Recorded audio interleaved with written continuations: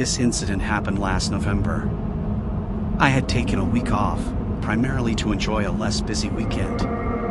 My plan was to shop around and then relax at home, away from crowds and noise.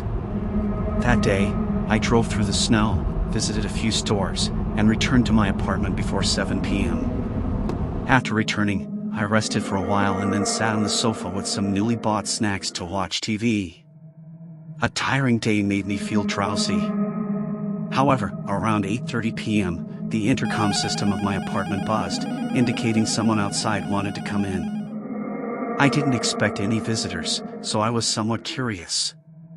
When the intercom buzzed again, I got up and walked to the window, lifting a corner of the blinds to see who it was. There stood a tall man outside, wearing a heavy coat, a hat, and most of his face covered. It was still snowing outside, and I could tell he was older, about in his 40s, but I had never seen him before. Considering only 5 other people lived in the apartment, I was at least familiar with the residents, but he wasn't one of them. I thought if he lived here or was visiting someone, others would let him in. I went back to the intercom, turned it off, and then continued watching TV on the sofa. In the next hour, I dozed off occasionally. Finally, I turned off the TV and prepared to go to bed. It was about 10 p.m., and I fell asleep quickly. In the middle of the night, I was awakened by a loud noise coming from outside my room. The sound was very loud, but having just woken up, I couldn't immediately identify what it was. My heart raced as I stared at the door across the room, trying to hear more sounds. But now everything was very quiet, almost as if nothing had happened. I got out of bed and slowly walked to the door, pressing my ear against it to listen. Outside was still quiet, with only the faint sounds of the building's structure. I carefully turned the doorknob, peering into the living room. Everything seemed normal, with no sign of anything unusual. But the entire apartment was very dark, and instinctively, I felt the need to stay quiet, not revealing my presence.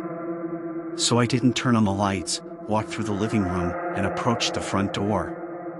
When I reached it, I found the apartment door wide open. I was stunned, staring at the open door, a sense of fear shooting up from my feet to my heart. I could hardly believe my eyes. I stepped back quietly, returned to my room, and then saw a huge dent in the wood next to the door handle. Seeing this, I quickly ran back to my room, locked the door, and hid in the closet to call the police. I was sure the intruder was still in the apartment and might burst into my room at any moment. I hid in the closet, my heart racing, waiting for the police to arrive. The apartment was dead silent, and it seemed the intruder had already left. After the police arrived, they searched but couldn't find any clues or arrest the intruder. The police believed the intruder might have tried ringing other apartment buzzers until someone let him in. Once inside the stairwell, it was unclear why he chose my apartment, possibly thinking it was empty. The dent on my bedroom door was probably the loud noise I woke up to, but it was just a single hit, not really an attempt to break in, more like an act of frustration before leaving. Ever since then, I still live in the same apartment, but whenever the night falls silent, I feel a hint of unease, reminding me that unknown dangers lurk in seemingly safe places.